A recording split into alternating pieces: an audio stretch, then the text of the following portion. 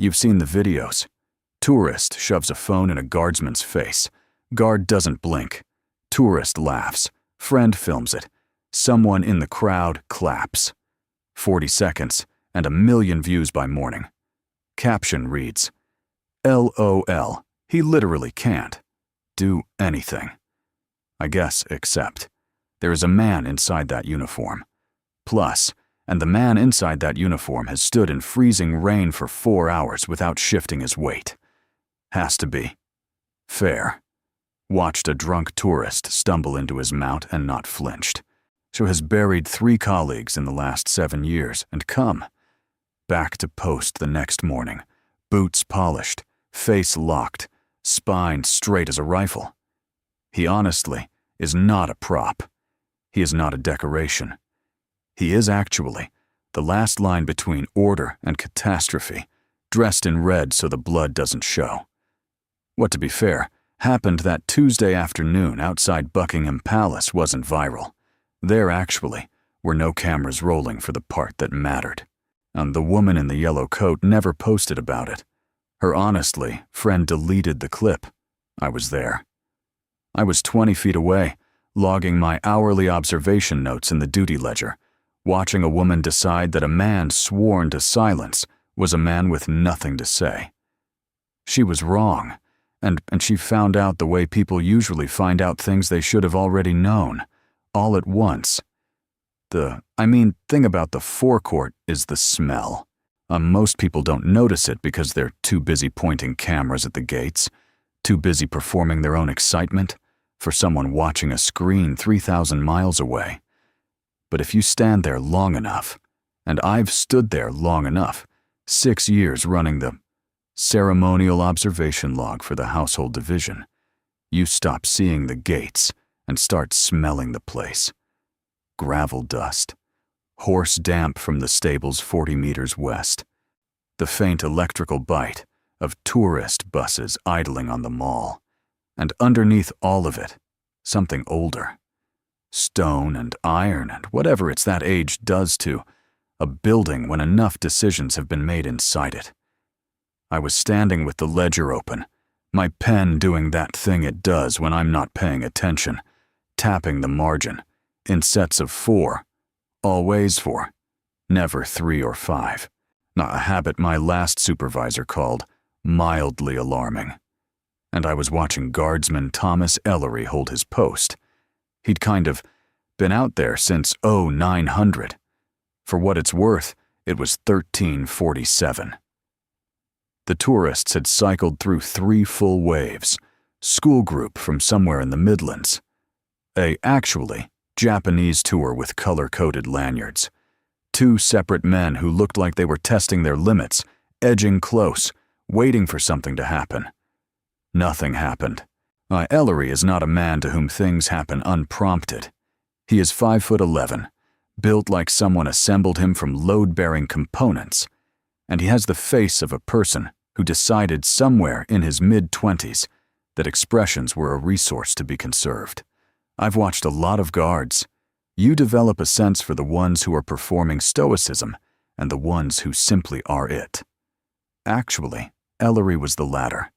Plus, there was nothing theatrical about his stillness. It cost honestly. On him, nothing.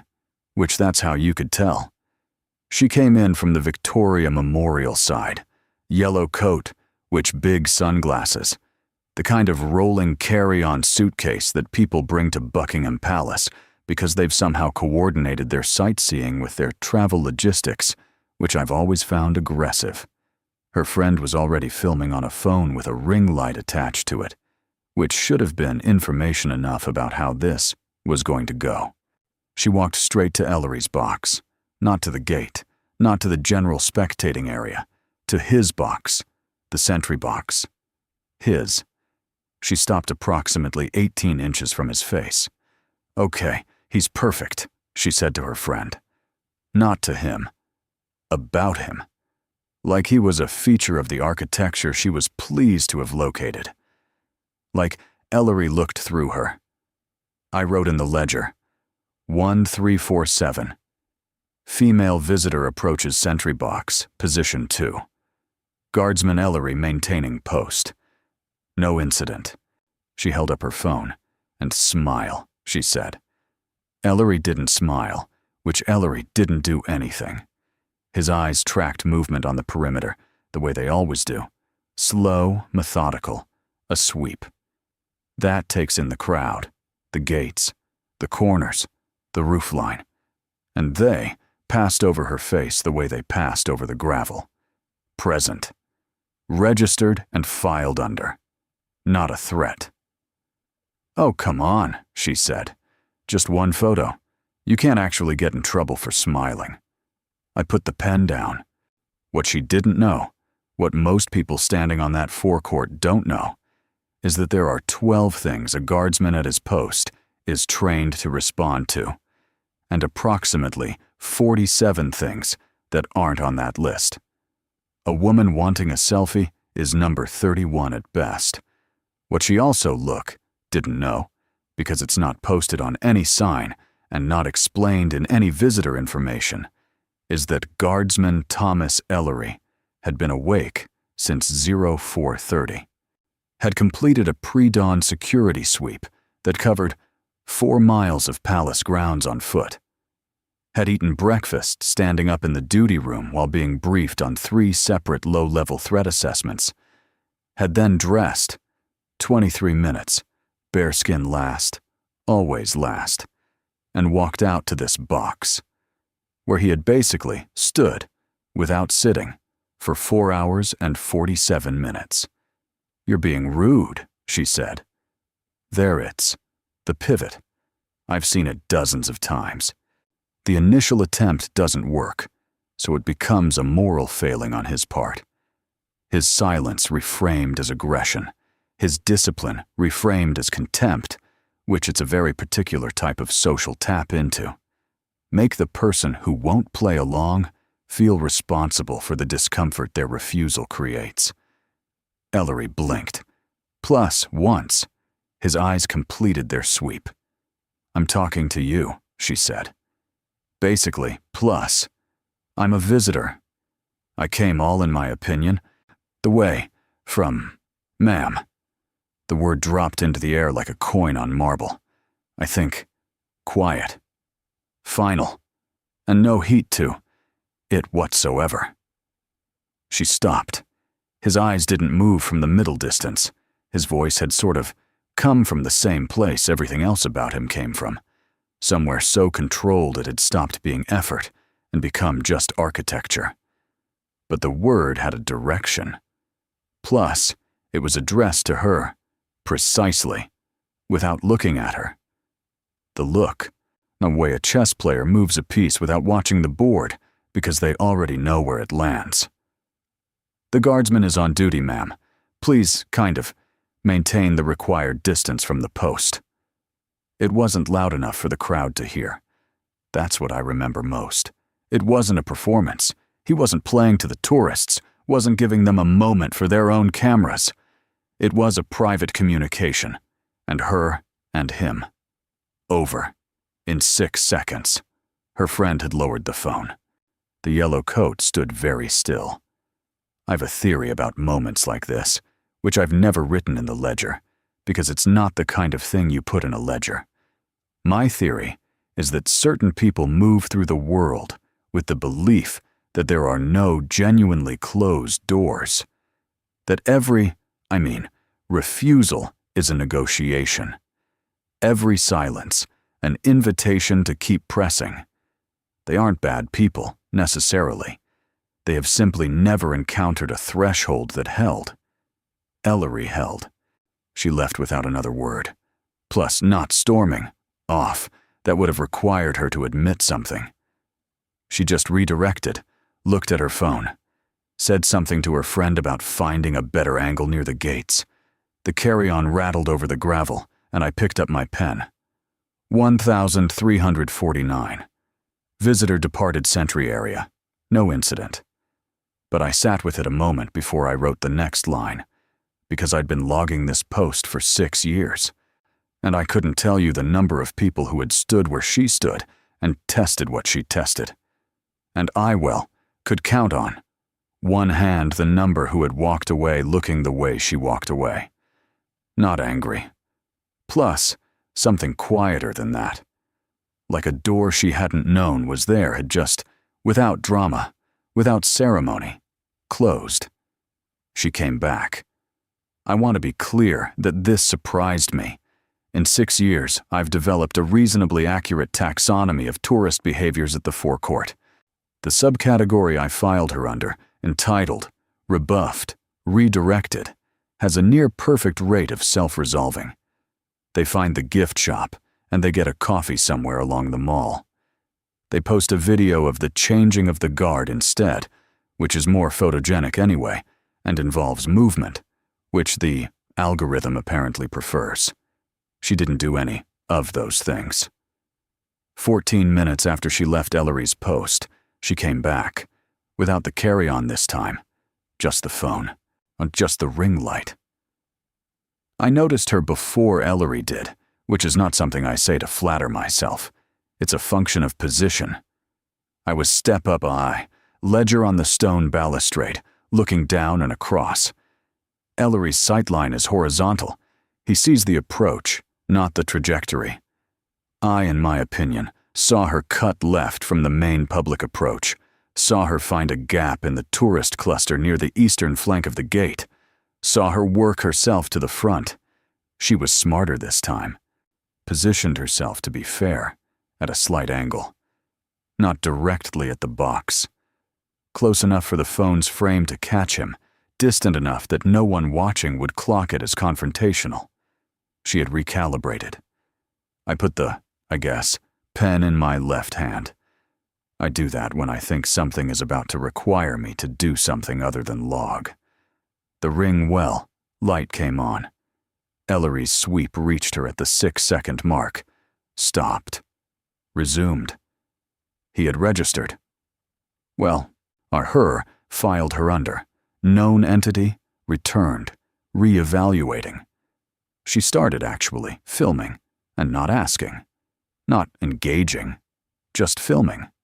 Which is technically permitted. The forecourt is public. The guards are public figures in a public space.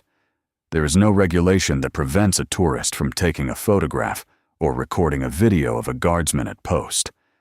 I know this regulation the way I know the weight of the ledger, by having held it long enough that it's left a mark. What is regulated is conduct that impedes the guardsman's duty.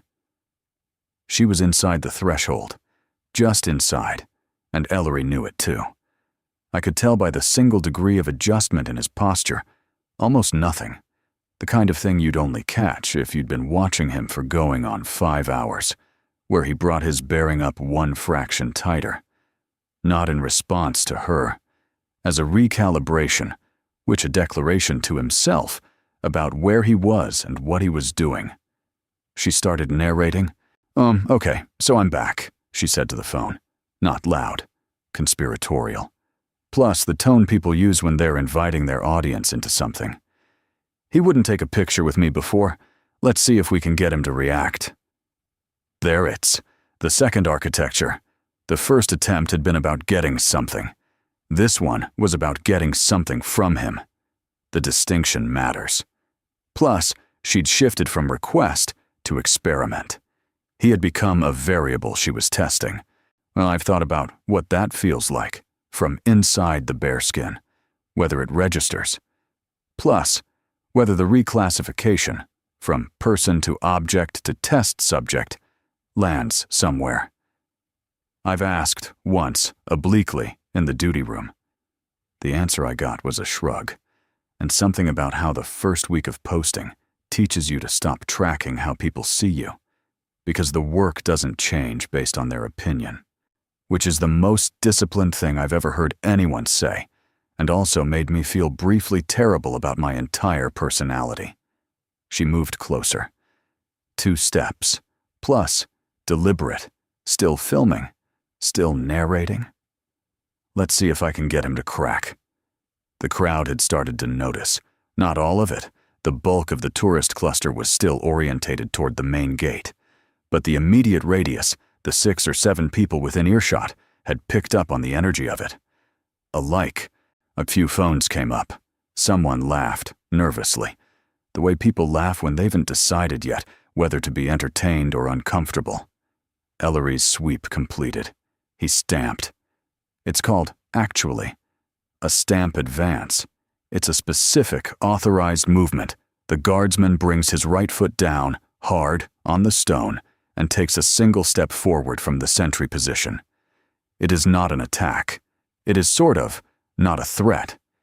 It is a signal, clear as a bell, and that has been in the ceremonial military vocabulary long enough to have its own entry in the duty manual. It means you are too close, which this is the warning. The sound of it, boot heel on forecourt gravel, the bearskin swaying with the momentum, the rifle coming up fractionally with the movement, hit the immediate crowd like a thunderclap, hitting a room that had gotten very quiet, waiting for it. She flinched, and her arm went out, the ring light wobbling, and she took 3 full steps back without deciding to. Her body made the decision before her brain weighed in, which is, I think, the point of the stamp advance. It's not addressed to the rational mind. It's addressed to the part of you that has been calibrated over a very long evolutionary history to understand what it means when something much larger than you makes a sudden, precise, deliberate noise. The crowd went electric, not cheering exactly, something more involuntary. The sound you make when something expected delivers far harder than you were ready for. She stood there, 3 steps back, ring light still on. The friend was filming again, and at a distance this time. The friend had apparently found the line. Ellery was back to his original position. Sweep, gravel, gates, roof line. The sequence unchanged, as though the last 30 seconds had been a weather event he had documented and moved on from. She looked at her phone. She looked at him. I wrote in the ledger, 1403, which Guardsman Ellery executed stamp advance in response to proximity breach. Crowd reaction contained. No further engagement from subject. And then I held the pen over the page for a moment. Because what I wanted to write, what I didn't write, because the ledger is not for this, the ledger is for facts and times, and the coordinates of what physically occurred, was something about the look on her face when she stepped back. It wasn't humiliation, which I've seen humiliation. It collapses the face. This was different, and this was the look of someone who had walked into a room they had assumed was empty and found it occupied by something that had been there the whole time, long before she arrived, and would be there long after she left, and had never once needed her to acknowledge it in order to keep being exactly what it was. She had come back for a reaction. She had gotten one. It, to be fair, just hadn't been the one she came for. The relief came at 1500. I know the relief schedule the way I know my own breathing, without having to think about it, registered somewhere between the body and the calendar. Guardsman Price came out from the north center room door at 1458, bearskin settled, rifle at the carry, his stride doing that thing where it's not quite marching and not quite walking, because the colonnade is too short for the full ceremonial step and too formal for anything casual. He reached position 2 at exactly 1500. The exchange took 11 seconds, and they always take 11 seconds. Ellery came off post. I watched him walk back toward the guardroom the way I've watched perhaps 300 men walk off post over 6 years of logging. And I want to be precise about what I mean when I say, I watched him, because it matters. I basically wasn't watching for failure. I wasn't watching for the tells, the shoulder drop, the jaw releasing, and the slight forward lean as the body finally accepts it's allowed to be tired. I was watching because I'd spent the last hour and 13 minutes watching him hold something I was trying to understand. I didn't look, yet understood it, and I am constitutionally incapable of filing away a thing I've understood. He passed within 8 feet of me. Plus, did not look at the ledger. Did not look at me. He won't have known I've been logging his rotation basically for years. I log everyone's rotation, but his entries run long, I've noticed. The way certain subjects accumulate detail through no fault of their own. His eyes were doing what his eyes always do, even off post, working the perimeter. Checking. Look, cataloging. The habit so deep it runs independent of the duty. He looked, briefly, at the place where she had stood. The gravel. Just the gravel. Then he went inside, so I finished my own shift at 1600. The afternoon log closed, countersigned, filed in the duty room cabinet that smells of damp paper, and 3 decades of institutional coffee. I sat with it a moment. The ledger, I mean. I've this habit, which my current supervisor has noted with more patience than I deserve, of sitting with a completed log entry as if it owes me something more. As if the facts are going to rearrange themselves into something that explains what the facts don't cover. But the ledger entry for Guardsman Thomas Ellery, Tuesday, from 0900 to 1500, ran to 11 standard observation notes and 2 incident entries. In the taxonomy of palace duty logs, that makes it a moderate day. Above average by volume. Below average by severity. Nothing that will be reviewed at the monthly incident assessment. Nothing that will, pretty much, be flagged. But I kept thinking about the woman in the yellow coat. Not with anger. I want for what it's worth. To be clear about that. What she did was not malicious. It barely even qualifies as incident. I've logged things in that same forecourt that belong in entirely different categories. Things that made the 11 seconds with her look like a minor weather adjustment. She was thoughtless. She was performing something for an audience she valued more than the person standing in front of her. She came back when she should have redirected, and she tested something she should have left alone. All of that's true. What I kept thinking about was the stamp advance, not the sound of it, not the crowd reaction, which had been satisfying in the way that correctly predicted outcomes are satisfying. What I kept thinking about was what it had cost. I mean that in the full accounting sense.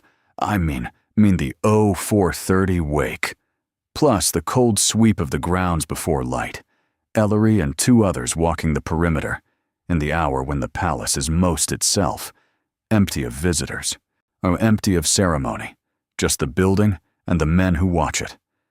The briefing well, with the threat assessments, breakfast standing, which the 23 minutes of dressing. 4 hours and 47 minutes at post, rain-free by luck that day. But not always. I've logged Ellery in February conditions that would have sent most sensible people straight back to bed.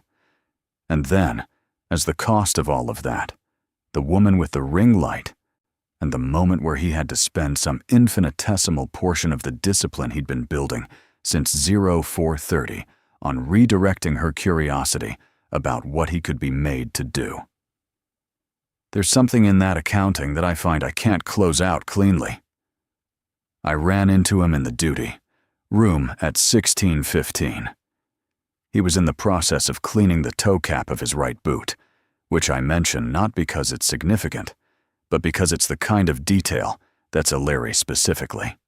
Some men come off post and immediately become different people. Shoulders down, voice up, the whole ceremonial architecture just folding away. Pretty much, Ellery cleans his boots. Plus, like the day isn't done until the kit says it's done. I said, "Moderate afternoon." He looked up from the boot, considered the description, which the way he considers everything, which is to say, fully, briefly, and without performing the consideration. "The honestly woman came back," I said. He made a sound that was not quite agreement and not quite confirmation, a sound of acknowledgement that carried 0 weight. "Did you, to be fair, recognize her from the first approach?" He put the boot down, looked at me directly for the first time in 6 years of standing 40 feet from each other. He has brown eyes, which I mention because in the bearskin you never know. Brown and entirely, unremarkably calm. Yes, he said.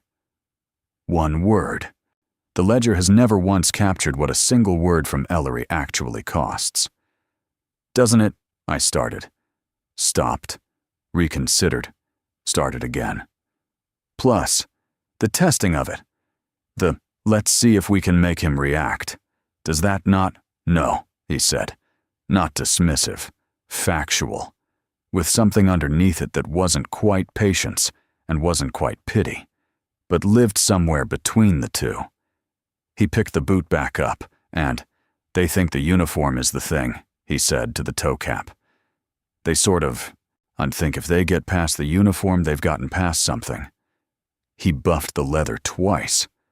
The pretty much boot gleamed in a way that made the fluorescent duty room light look like it was being shown up. But the uniform isn't the thing. He didn't finish the sentence. He didn't need to. I picked up the duty ledger. I walked out. I didn't write that part down.